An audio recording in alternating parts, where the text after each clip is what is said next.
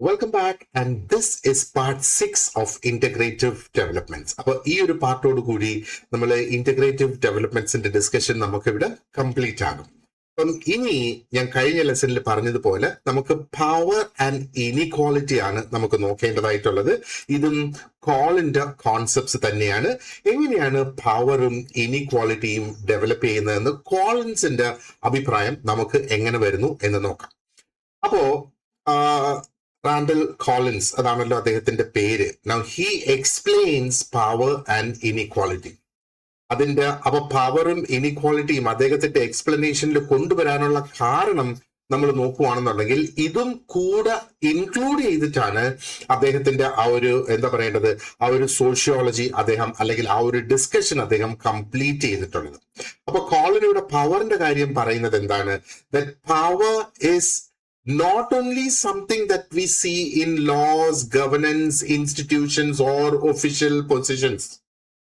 Normally നമ്മൾ ഒരു powerful ആയിട്ടുള്ള ഒരു വ്യക്തി എന്ന് പറയുമ്പോൾ ഒരു പക്ഷെ നമ്മൾ ഒരു ഗവൺമെന്റ് പൊസിഷനിൽ ഇരിക്കുന്ന ഒരു കളക്ടർ അല്ലെങ്കിൽ ഒരു പോലീസ് ഉദ്യോഗസ്ഥൻ, അങ്ങനെ ഒരു പക്ഷെ നമ്മൾ കാണാം. അല്ലെങ്കിൽ ഒരു ജഡ്ജ്, നിയമപാലകര്, അങ്ങനെ നമുക്ക് കാണാം. അപ്പം നിയമങ്ങളോ ഗവൺമെന്റോ ഇൻസ്റ്റിറ്റ്യൂഷൻസോ അല്ലെങ്കിൽ ഒഫീഷ്യൽ ആയിട്ടുള്ള സ്ഥാനങ്ങളിൽ ഇരിക്കുന്ന വ്യക്തികളിൽ മാത്രമല്ല പവർ എന്ന് പറയുന്നത്. അദ്ദേഹം പറയുന്നത് പവർ എന്ന് പറയുന്നത് it is there in every day interaction. നമ്മുടെ ദൈനംദിന ജീവിതത്തിലെ ഓരോ ഇന്ററാക്ഷനിലും there is a certain display of power എന്നുള്ളതാണ് അദ്ദേഹം അവിടെ പറയുന്നത്. ഓക്കെ, അപ്പോ പവർ നമ്മൾ നോക്കുകയാണെന്നുണ്ടെങ്കിൽ ഈ ചെറിയ സിറ്റുവേഷൻസിൽ പോലും, അതായത് എന്ത് തരത്തിലുള്ള സിറ്റുവേഷൻസ് എന്ന് അദ്ദേഹം അതും പറയുന്നുണ്ട്. അതായത് ആൾക്കാർ മീറ്റ് ചെയ്യുന്നത്, അല്ലെങ്കിൽ ആൾക്കാർ സംസാരിക്കുന്നതിന് വേണ്ടി കൂടുന്നത്, അല്ലെങ്കിൽ മറ്റൊരു വ്യക്തിക്ക് ഒരു വ്യക്തി റെസ്പോൺസ് കൊടുക്കുന്ന ഒരു സാഹചര്യം, അല്ലെങ്കിൽ എവിടെയെങ്കിലും ലീഡ് ചെയ്യേണ്ടി വരുന്ന, ഫോളോ ചെയ്യേണ്ടി വരുന്ന, ഇൻക്ലൂഡ് ചെയ്യേണ്ടി വരുന്ന, ഇനി അതും അല്ലെങ്കിൽ മറ്റൊരു വ്യക്തിയെ അവഗണിക്കുന്ന ഒരു സിറ്റുവേഷൻ നോക്കിയേ. അപ്പൊ ഈ സിറ്റുവേഷൻസിലൊക്കെ പവർ ഉണ്ട് എന്നാണ് അദ്ദേഹം പറയുന്നത്. Now let us get into a little more detailed discussion here. അപ്പൊ നമ്മുടെ ഓർഡിനറി സോഷ്യൽ, സാധാരണയുള്ള നമ്മുടെ ആ ഒരു സോഷ്യൽ സെറ്റിംഗ്സിൽ നമ്മൾ നോക്കുകയാണെന്നുണ്ടെങ്കിൽ അതോറിറ്റി പലപ്പോഴും ചെറിയ ചെറിയ കാര്യങ്ങളിലൂടെയും നമുക്ക് കാണാനായിട്ട്, ചെറിയ ചെറിയ സംഭവങ്ങളിലൂടെയും നമുക്ക് കാണാനായിട്ട് സാധിക്കും. ഇത് ഒരു വ്യക്തിയുടെ പോസ്റ്റർ എന്ന് പറയുമ്പോഴത്തേക്ക് എന്താ പറയേണ്ടത്? ആ ഒരു ശരീരത്തിന്റെ ഒരു നില എന്ന് വേണമെങ്കിൽ നമുക്ക് പറയാം.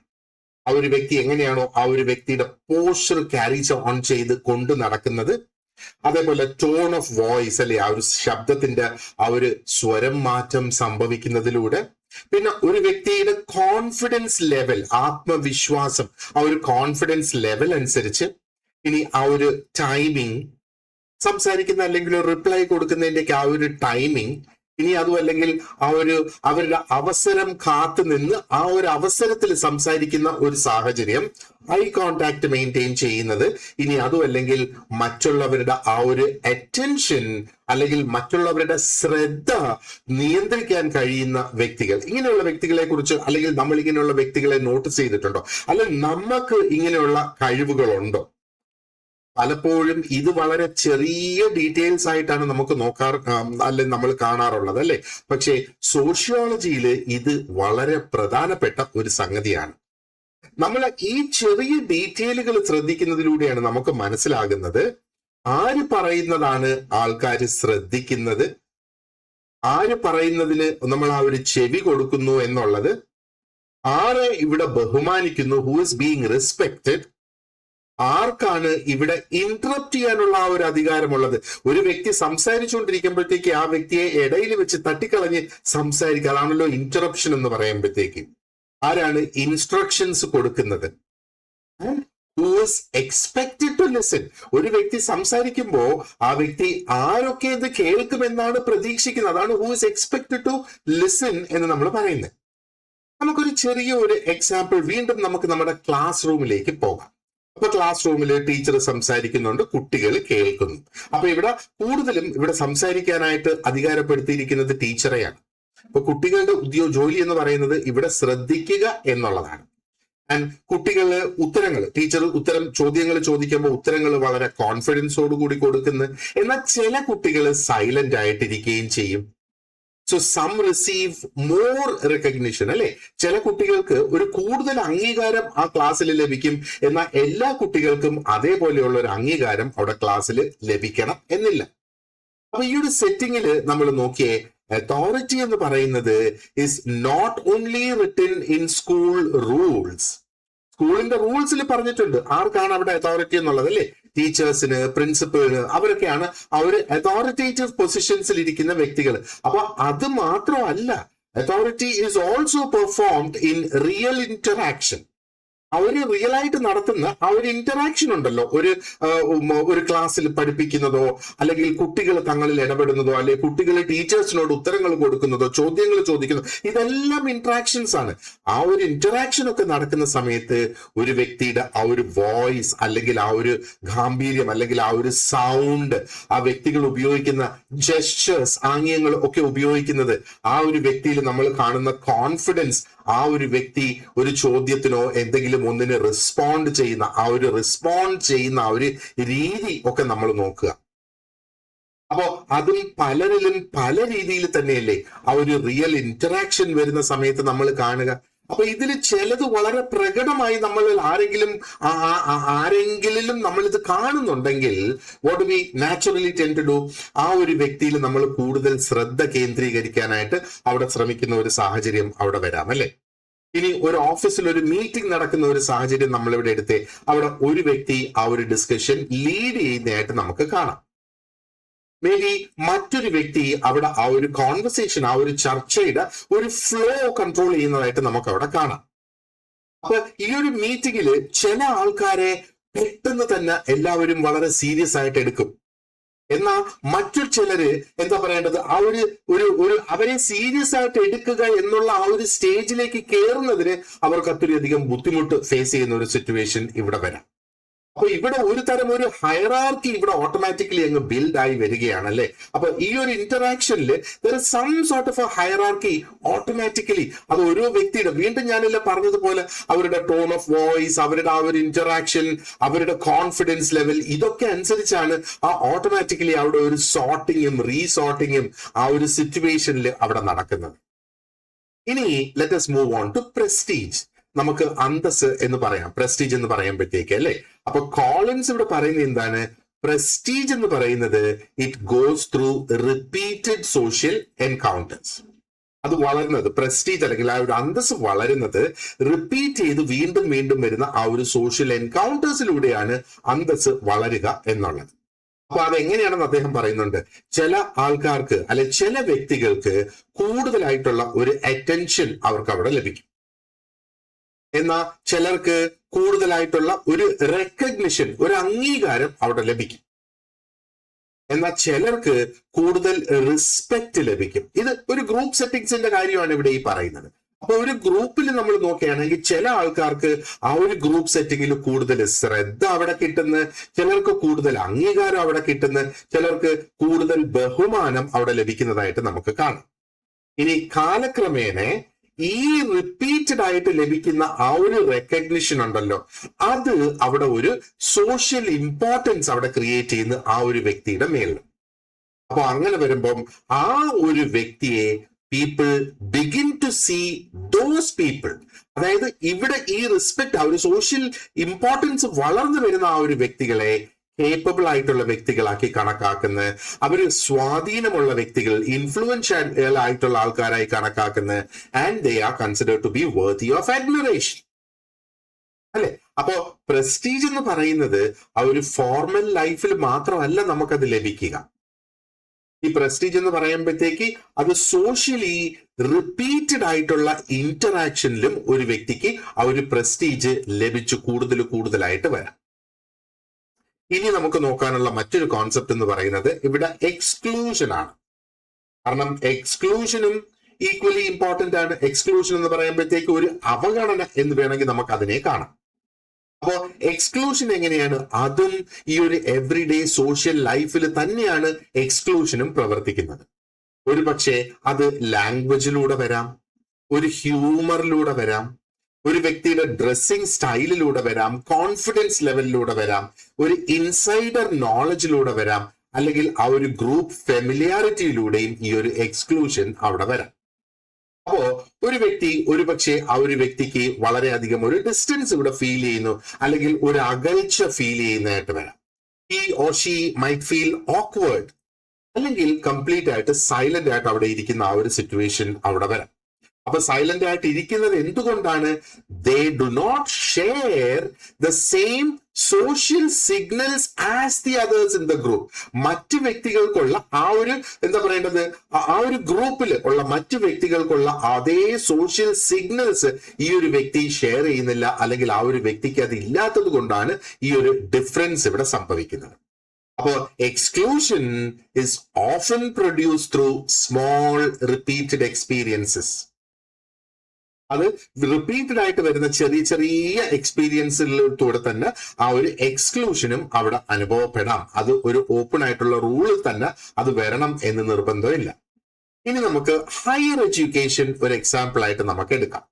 ഒരു സെമിനാർ നടക്കുന്ന ഒരു റൂം എന്ന് വിചാരിക്കുക. അപ്പൊ ഈ സെമിനാർ നടക്കുന്ന വേളയിൽ ഒരു സ്റ്റുഡന്റ് വളരെ ഈസി ആയിട്ട് അനായാസം അവിടെ സംസാരിക്കാനായിട്ട് ആ ഒരു വ്യക്തിക്ക് കഴിയുന്നു. ആ ഒരു സെമിനാറിൽ നമുക്കറിയാം ഒരു അക്കാഡമിക് സ്റ്റൈൽ ലാംഗ്വേജ് തന്നെ അവിടെ ഉപയോഗിക്കണം, അത് ഉപയോഗിക്കാനായിട്ട് സാധിക്കുന്നു. ആൻഡ് നല്ലതുപോലെ ടീച്ചേഴ്സുമായിട്ടും അവരുടെ കൗണ്ടർ പാർട്സ്, അവരുടെ പിയേഴ്സുമായിട്ട് നല്ലതുപോലെ ഈ ഒരു വ്യക്തിക്ക് കണക്ട് ചെയ്യാനായിട്ട് സാധിക്കുന്നു. അപ്പൊ ഇതേ സെമിനാറിൽ തന്നെ there might be another student, ആ ഒരു കുട്ടിക്കും അല്ലെങ്കിൽ ആ ഒരു സ്റ്റുഡന്റിനും ഈ ആദ്യം പറഞ്ഞ സ്റ്റുഡന്റിനുള്ള അതേ ഇന്റലിജൻസ് ഉണ്ടാകാം. പക്ഷേ ഒരു പക്ഷേ ആ വ്യക്തി, ആ ആദ്യത്തെ വ്യക്തി സംസാരിച്ച അത്രയും സംസാരിക്കില്ല, വളരെ കുറച്ചായിരിക്കും ഒരു പക്ഷെ സംസാരിക്കുക. അതെന്തുകൊണ്ടാ? ആ ഒരു സെറ്റിംഗ് അൺഫെമിലിയർ ആയതുകൊണ്ട് ഇത് സംഭവിക്കാം. ഇനി കാലക്രമേണ എന്താ സംഭവിക്കുക? One gains visibility and prestige. അപ്പൊ കാലക്രമേണ എന്ന് ഞാൻ പറയുമ്പോൾ വീണ്ടും വീണ്ടും ഇത് സംഭവിക്കുന്ന അനുസരിച്ച്, അല്ലെങ്കിൽ ഈ ഒരു സെമിനാർ തന്നെ വീണ്ടും വീണ്ടും റിപ്പീറ്റ് ആയി വരുന്ന അനുസരിച്ച് ആ ഒരു വ്യക്തിക്ക് ആ ഒരു പ്രസ്റ്റീജ് കൂടി വരാം, ആ ഒരു വിസിബിലിറ്റി, ആൾക്കാരുടെ ആ ഒരു ശ്രദ്ധ പിടിച്ചു പറ്റാനായിട്ട് സാധിക്കും എന്നുള്ളതാണ്. എന്നാ ഇവിടെ അധികം സംസാരിക്കാതെ ഒതുങ്ങിക്കൂടിയിരിക്കുന്ന ആ ഒരു വ്യക്തികൾക്ക് എന്താ സംഭവിക്കുക? They will be less recognised. അവർക്ക് അവിടെ ആ ഒരു മറ്റു വ്യക്തിക്ക് ലഭിക്കുന്ന അതേപോലെ ഒരു റെക്കഗ്നിഷൻ അവിടെ ലഭിക്കില്ല. അങ്ങനെ വരുമ്പോ എന്താണ് ഇവിടെ ഉണ്ടാകുന്നത്? ഇനിക്വാളിറ്റി ഇവിടെ വരുന്നല്ലേ. അപ്പോ ഈ റിപ്പീറ്റഡ് ആയിട്ടുള്ള എന്താ പറയേണ്ടത്, ഇന്ററാക്ഷൻസിലൂടെയും ഇനിക്വാളിറ്റി അവിടെ ഉണ്ടാകാം എന്നുള്ളതാണ്. ഇവിടെയാണ് കോളിൻസ് നമുക്ക് സോഷ്യോളജിയുടെ ഒരു വളരെ പ്രധാനപ്പെട്ട ഒരു ഇൻസൈറ്റ് തരുന്നത്. അതായത് macro inequality lives through micro behaviour. Macro inequality എന്ന് പറയുമ്പോഴത്തേക്ക് ആ ഒരു ഇൻസ്റ്റിറ്റ്യൂഷൻ ലെവലിൽ വരുന്ന ഇനിക്വാളിറ്റി ആയിട്ട് എടുക്കുക, സൊസൈറ്റി അറ്റ് ലാർജിൽ വരുന്ന ആ ഒരു ഇനിക്വാളിറ്റി ആയിട്ട് എടുക്കുക. അത് എങ്ങനെയാണ് സംഭവിക്കുന്നതെന്നാണ് അദ്ദേഹം പറയുന്നത്. അത് മൈക്രോ ബിഹേവിയറിലൂടെ അത് വരുന്നു എന്നുള്ളതാണ്. ഈ ലാർജ് ആയിട്ടുള്ള സോഷ്യൽ ഇനീക്വാളിറ്റീസ് ഉണ്ടല്ലോ, they do not remain only at a level of the class structure. ആ ഒരു ക്ലാസ് സ്ട്രക്ചറിന്റെ ലെവലിൽ മാത്രം അത് ഒതുങ്ങി നിൽക്കുന്നില്ല. They actually become real in daily life. ആ ഒരു ദിവസേന ദൈനംദിനത്തില്, അല്ലെങ്കിൽ ദിവസം തോറും നമുക്ക് നടക്കുന്ന ആ ഒരു ഓർഡിനറി എൻകൗണ്ടേഴ്സിലൂടെ ഈ ഒരു ഇനീക്വാളിറ്റി ഇവിടെ റിയൽ ആയിട്ട് വരും എന്നുള്ളതാണ്. ഇത് മീറ്റിംഗ്സിൽ റിപ്പീറ്റഡ് ആയി വരുന്നത്, ക്ലാസ് മുറികളിൽ റിപ്പീറ്റഡ് ആയിട്ട് വരുന്നത്, ജോലി സ്ഥലങ്ങളിൽ ഇത് റിപ്പീറ്റഡ് ആയിട്ട് വരുന്നത്, പല സെറമണീസ് നടക്കുന്ന സമയത്ത്, ഇന്റർവ്യൂസിൽ, എന്തിന് സാധാരണ കോൺവെർസേഷൻസിൽ പോലും ഇത് റിപ്പീറ്റഡ് ആയിട്ട് വരുന്നു എന്ന് നമുക്ക് കാണാം. അപ്പൊ ഇവിടെ എന്താ പറയേണ്ടത്, social inequality is carried and reproduced in the small moments of interaction. ആ ചെറിയ ചെറിയ മൊമെന്റ് ഓഫ് ഇന്ററാക്ഷനിൽ പോലും ആ ഒരു സോഷ്യൽ ഇനീക്വാളിറ്റി ഉണ്ട് എന്നും, ആ ഒരു സോഷ്യൽ ഇനീക്വാളിറ്റി വീണ്ടും വീണ്ടും റിപ്പീറ്റഡ് ആയിട്ട് ആ റിപ്പീറ്റഡ് ആയിട്ട് വരുന്നതിലൂടെ ആ ഇനീക്വാളിറ്റി അവിടെ നിലനിൽക്കുകയും ചെയ്യുന്നു എന്ന് പറയുന്നു. അപ്പൊ നമ്മൾ ഇവിടെ ഓർത്തിരിക്കേണ്ട പ്രധാനപ്പെട്ട ഒരു പോയിന്റ് എന്ന് പറയുന്നത്, കോളിൻസ് ഇവിടെ പ്രൂവ് ചെയ്യുന്ന, അല്ലെങ്കിൽ നമുക്ക് കാണിച്ചു തരുന്നത്, അത് പവർ, പ്രസ്റ്റീജ്, ഹയറാർക്കി, അതേപോലെ എക്സ്ക്ലൂഷൻ എന്ന് പറയുന്നത് അത് റിയൽ ആകും ത്രൂ എവറി ഡേ ഇന്ററാക്ഷൻ എന്നാണ് അദ്ദേഹം പറയുന്നത്. ഈ ഒരു കാരണം കൊണ്ട് തന്നെയാണ് അദ്ദേഹത്തിന്റെ തിയറിയും ഈ ഇന്ററാക്റ്റീവ് സോഷ്യോളജിയിൽ വളരെ പ്രധാനപ്പെട്ടതാകുന്നത്. കാരണം he has helped us to see how big inequalities of society continue through tiny small behaviors of daily social life. സമൂഹത്തിൽ നിലനിൽക്കുന്ന വലിയ തുല്യത ഇല്ലായ്മ അല്ലെങ്കിൽ ഇനിക്വാളിറ്റീസ് എന്നുള്ളത് അതെങ്ങനെയാണ് നമ്മുടെ ദൈനംദിന ജീവിതത്തിലെ ചെറിയ ചെറിയ ആക്ഷൻസിലൂടെ അത് തുടർന്നു പോകുന്നത് എന്നാണ് അദ്ദേഹം ഇതുവഴി നമ്മെ കാണിച്ചു തന്നിരിക്കുന്നത്. അപ്പോൾ ഇവിടെ നമുക്ക് ഡിസ്കസ് ചെയ്യാനുള്ള 4 തിങ്കേഴ്സിന്റെ ആ കോൺസെപ്റ്റ്സും തിയറീസും നമ്മൾ ഡിസ്കസ് ചെയ്ത് കഴിഞ്ഞു. Now let us have A quick comparative understanding. കാരണം നമ്മൾ ഒരുപാടധികം ഈ ഒരു 6 ലെസൺസിലായിട്ട് നമ്മൾ ഡിസ്കസ് ചെയ്തിട്ടുണ്ട്. അപ്പൊ നമുക്ക് അതിനെ ഒന്ന് ചുരുക്കി ഒന്ന് സമറൈസ് ചെയ്ത് എന്താണ് ഇതിന്റെ പ്രധാനപ്പെട്ട ഡിഫറൻസസ് ഓരോരുത്തരുടെയും തിങ്കിങ്ങില് അല്ലെങ്കിൽ ഓരോരുത്തരുടെയും സോഷ്യോളജിയിൽ എന്നൊക്കെ ഒന്ന് നമുക്ക് മനസ്സിലാക്കാം. So let's bring all the 4 thinkers together on 1 slide. അപ്പൊ ഈ ഒരു comparison will again form the key to understanding the complete integrative developments. Okay, അപ്പൊ നമുക്ക് നോക്കാം. Ritzer, what did he do? Connects systems with everyday routines. അപ്പൊ നമ്മൾ explain ചെയ്ത് വന്നപ്പോഴത്തേക്ക് ചില കാര്യങ്ങൾ നമ്മൾ റിപ്പീറ്റഡ് ആയിട്ട് എക്സ്പ്ലെയിൻ ചെയ്ത് വന്നിട്ടുണ്ട് ഈ ലെസൺസിൽ. അപ്പൊ ഇത് റിപ്പീറ്റഡ് ആയിട്ട്, അതായത് ഓരോരുത്തരുടെ തിയറീസ് നമ്മൾ ഡിസ്കസ് ചെയ്യുമ്പോഴും ചില ഭാഗങ്ങൾ അവിടെ റിപ്പീറ്റഡ് ആയിട്ട് വന്നിട്ടുണ്ട്. പക്ഷേ എല്ലാത്തിനും അതിന്റെ ഒരു പ്രധാനപ്പെട്ട ഒരു ഡിഫറൻസ് ഉണ്ട് എന്നുള്ളതാണ്. കാരണം ഒന്ന്, ഈ എല്ലാ തിയറിസ്റ്റുകൾ അല്ലെങ്കിൽ ഇവര് 4 പേരും എന്താണ് ശ്രമിച്ചത്? ഒരു സിമിലർ ആയിട്ടുള്ള ഒരു സോഷ്യോളജിക്കൽ പ്രോബ്ലമാണ് ഇവരിവിടെ സോൾവ് ചെയ്യാനായിട്ട് ശ്രമിച്ചത്. അപ്പോ ഇവരെല്ലാരും എക്സ്പ്ലെയിൻ ചെയ്യാൻ ശ്രമിച്ചതെന്ന് പറഞ്ഞാല് എങ്ങനെയാണ് ആ ഒരു വ്യത്യസ്തമായ ലെവൽസ് ഓഫ് സൊസൈറ്റി ഒന്നൊന്നുമായിട്ട് കണക്ട് ചെയ്ത് നിൽക്കുന്നത് എന്നാണ് ഇവര് എക്സ്പ്ലെയിൻ ചെയ്യാനായിട്ട് ശ്രമിച്ചത്. പക്ഷെ ഓരോരുത്തരും അത് ഡിഫറെന്റ് ആയിട്ടുള്ള മെത്തേഡ്സിൽ അല്ലെങ്കിൽ വ്യത്യസ്തമായ മാർഗങ്ങളിലൂടെയാണ് അത് എക്സ്പ്ലെയിൻ ചെയ്ത് കൊണ്ടുവന്നത്. റിറ്റ്സറിന്റെ കാര്യം നമ്മൾ നോക്കുകയാണെന്നുണ്ടെങ്കിൽ റിറ്റ്സർ നമ്മളെ കാണിച്ചു തന്നത് എന്താണ്? ലാർജ് ആയിട്ടുള്ള ഓർഗനൈസേഷൻസ് എങ്ങനെയാണ്, അല്ലെങ്കിൽ ലാർജ് ആയിട്ടുള്ള ഓർഗനൈസേഷൻസും സിസ്റ്റംസും എങ്ങനെയാണ് ആ ഒരു ഓർഡിനറി ലൈഫിനെ രൂപപ്പെടുത്തി എടുക്കുന്നത് എന്നാണ് റിറ്റ്സർ നമ്മളെ പഠിപ്പിച്ചത്. അപ്പൊ അദ്ദേഹം അവിടെ ഫോക്കസ് കൊടുത്ത എന്തിലൊക്കെയാണ്? റാഷണലൈസേഷനിൽ ഫോക്കസ് കൊടുത്തു. മെക്ഡോണലൈസേഷൻ അദ്ദേഹത്തിന്റെ കോൺസെപ്റ്റ് ആണ് അവിടെ. കൺസെപ്ഷൻ അദ്ദേഹത്തിന്റെ ഒരു കോൺസെപ്റ്റ് ആയിട്ട് അവിടെ വന്നു. ആൻഡ് ഗ്ലോബലൈസേഷനും നമ്മൾ ഡിസ്കസ് ചെയ്തു എന്നുള്ളതാണ്. അപ്പൊ അദ്ദേഹം എക്സ്പ്ലെയിൻ ചെയ്തത് എങ്ങനെയാണ് ഈ വലിയ systems like corporate organisations, standardisation, global expansion, ഇതൊക്കെ എങ്ങനെയാണ് ആ ഒരു ദൈനംദിന ജീവിതത്തിന്റെ ആ ഒരു സാധാ മനുഷ്യന്റെ ആ ഹാബിറ്റ്സിലേക്കും ഒക്കെ കടന്നു വന്നത് എന്നുള്ളത് അദ്ദേഹം നമ്മളെ കാണിച്ചു തന്നു എന്നുള്ളതാണ്. അപ്പോ റിറ്റ്സർ ശരിക്കും ഇവിടെ ചെയ്തിരിക്കുന്നതെന്ന് പറഞ്ഞാല് ആ ഒരു മാക്രോ സിസ്റ്റംസും ഡെയിലി എക്സ്പീരിയൻസും ആയിട്ട് കണക്ട് ചെയ്യുന്ന ഒരു ബ്രിഡ്ജ് ബിൽഡ് ചെയ്തു. അതാണ് നമ്മൾ ശരിക്കും അവിടെ പഠിച്ചത്, അല്ലെ? ഇനി let us move on to Anthony Giddens. അപ്പൊ ആന്റണി ഗിഡൻസ് എന്താ ചെയ്തത്? He connected structure with action. അപ്പോ ആ ഒരു ഏജൻസി സ്ട്രക്ചർ എന്ന് പറയുന്ന ആ ഒരു പ്രോബ്ലത്തിന് ഗിഡൻസ് നമുക്ക് ശരിക്കും ഒരു ഡയറക്റ്റ് ആൻസർ അല്ലെങ്കിൽ ഒരു ക്ലിയർ ആയിട്ടുള്ള ഒരു സൊല്യൂഷൻ ഇവിടെ തരികയാണ് ചെയ്തത്. അപ്പൊ അദ്ദേഹം എന്താ ചെയ്തത്? He said that people act through rules and resources. ആൾക്കാര് റൂൾസും റിസോഴ്സസിന്റെയും അവൈലബിലിറ്റി അനുസരിച്ചാണ് പീപ്പിൾ ആക്ട് ചെയ്യുന്നത്, ആൾക്കാർ ആക്ട് ചെയ്യുന്നത്, പ്രവർത്തിക്കുന്നത് എന്ന് അദ്ദേഹം പറഞ്ഞു. And through those same actions, they reproduce social structure. അപ്പോ സോഷ്യൽ സ്ട്രക്ചറിലൂടെയാണ്, അതായത് റൂൾസും റിസോഴ്സസും എന്ന് പറയുന്നതല്ലേ സോഷ്യൽ സ്ട്രക്ചർ എന്ന് പറയുന്നത്.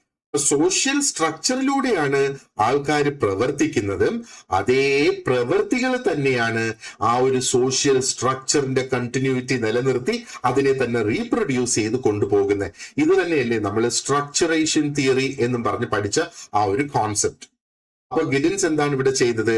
ഗിഡൻസ് ഇവിടെ ചെയ്തത് ആ ഒരു ഹ്യൂമൻ ആക്ഷനെയും സോഷ്യൽ സ്ട്രക്ചറിനെയും കൂടെ കണക്ട് ചെയ്തു എന്നുള്ളതാണ്.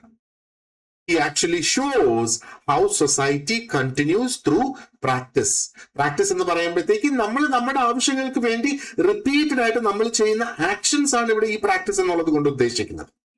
Now let us look at Jeffrey C. Alexander. അപ്പൊ അലക്സാണ്ടർ നമുക്ക് ഒരു വ്യത്യസ്തമായ രീതിയിലുള്ള ഒരു വാർണിംഗ് തന്നതായിട്ട് നമുക്ക് ഇവിടെ കാണാം അല്ലെ. അപ്പൊ അദ്ദേഹം പറയുന്നത് എന്താണ്, സൊസൈറ്റിയെ നമുക്ക് എന്താ പറയണ്ട, ഒരു ഫാക്ടർ മാത്രം ഉപയോഗിച്ച് സൊസൈറ്റിയെ കംപ്ലീറ്റ് ആയിട്ട് നമുക്ക് എക്സ്പ്ലെയിൻ ചെയ്യാനായിട്ട് സാധിക്കില്ല. ഇനി അതും അല്ലെങ്കിൽ സൊസൈറ്റിയെ നമുക്ക് ഏതെങ്കിലും ഒരു ഫാക്ടറിലേക്ക് ഒതുക്കി നിർത്താനും സാധിക്കില്ല. അപ്പൊ സൊസൈറ്റിയുടെ എല്ലാ കാര്യങ്ങളും നമുക്ക് എക്കോണമിയിൽ മാത്രം നിർത്താൻ സാധിക്കില്ല, അല്ലെങ്കിൽ പവറിൽ മാത്രം ഒതുക്കാനായിട്ട് സാധിക്കില്ല, ഇനി കൾച്ചറിൽ മാത്രം ഒതുക്കാനായിട്ട് സാധിക്കില്ല, അല്ലെങ്കിൽ ഇന്ററാക്ഷനിൽ മാത്രം ഒതുക്കാനായിട്ട് സാധിക്കില്ല. ഇതെല്ലാം എടുക്കണം എന്നുള്ളതാണ് അദ്ദേഹം പറയുന്നത്. അപ്പൊ സോഷ്യൽ ലൈഫിനെ ഇവിടെ മനസ്സിലാക്കേണ്ടത് എങ്ങനെയാണ്, അത് പല തരത്തിലുള്ള കണക്റ്റഡ് ആയിട്ടുള്ള ഡയമെൻഷൻസിലൂടെയാണ് ഇവിടെ സോഷ്യൽ ലൈഫിനെ മനസ്സിലാക്കേണ്ടത്. ഇവിടെയാണ് അദ്ദേഹത്തിന്റെ ആ ഒരു മൾട്ടി ഡയമെൻഷണൽ സോഷ്യോളജി എന്ന കോൺസെപ്റ്റ് നമ്മൾ ഡിസ്കസ് ചെയ്തത്. അപ്പൊ അലക്സാണ്ടർ എവിടെ ചെയ്യാൻ ശ്രമിച്ചത് എന്താണ്, ആ ഒരു സൊസൈറ്റിയുടെ പല ഡയമെൻഷൻസ് ഓഫ് എക്സ്പ്ലനേഷൻസിനെ എടുത്ത് കണക്ട് ചെയ്തു എന്നുള്ളതാണ് അദ്ദേഹം ചെയ്യുന്നത്. So sociology remains broad and balanced എന്നുള്ള. ആൻഡ് ഫൈനലി നമ്മൾ റാൻഡൽ കോളിൻസിന്റെ ആ ഒരു തിയറി നമ്മൾ ഡിസ്കസ് ചെയ്തു എന്നുള്ളത്. അപ്പൊ കോളിൻസ് എന്താ ചെയ്തത്, കോളിൻസ് ആ ഒരു സോഷ്യൽ ലൈഫിന്റെ ഏറ്റവും ചെറിയ ലെവലിൽ നിന്ന് സ്റ്റാർട്ട് ചെയ്ത്, ഏറ്റവും ചെറിയ ലെവൽ എന്ന് പറയുന്നത് എന്താണ്, നമുക്കുണ്ടാകുന്ന ആ ഒരു ഡേ ടു ഡേ ഇന്ററാക്ഷൻ ആണ് സോഷ്യൽ ലൈഫിന്റെ ഏറ്റവും സ്മോളസ്റ്റ് ലെവൽ എന്ന് പറയുന്നത്. ആൻഡ് അദ്ദേഹം അതിലൂടെ കാണിച്ചത് എന്താണ്, institutions, hierarchy, prestige, solidarity, inequality തുടങ്ങിയ സംഗതികളെല്ലാം വളരുന്നത് ആ ഒരു റിപ്പീറ്റഡ് ആയിട്ട് നടക്കുന്ന സോഷ്യൽ എൻകൗണ്ടേഴ്സിലൂടെ എന്ന് അദ്ദേഹം പറഞ്ഞു.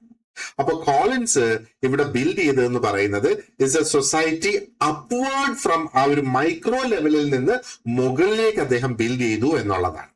അപ്പൊ അദ്ദേഹം ഇവിടെ ഇന്ററാക്ഷനെയും എന്താ പറയേണ്ടത്, ആ ഒരു മാക്രോ സോഷ്യൽ ഓർഡറിനെയും കൂടെ അദ്ദേഹം കണക്ട് ചെയ്ത് ആ ഒരു ബ്രിഡ്ജാണ് അദ്ദേഹം അവിടെ ബിൽഡ് ചെയ്തത് അല്ലേ. അപ്പൊ നമുക്ക് ഒന്നും കൂടെ വ്യക്തമായിട്ട് വരുവാണെങ്കിൽ, റിറ്റ്സ് ആസ്ക്സ് എങ്ങനെയാണ് modern systems shape everyday life, അത് വെച്ചിട്ടല്ലേ നമ്മൾ റിറ്റ്സിന്റെ ഡിസ്കഷൻ തന്നെ തുടങ്ങിയത്.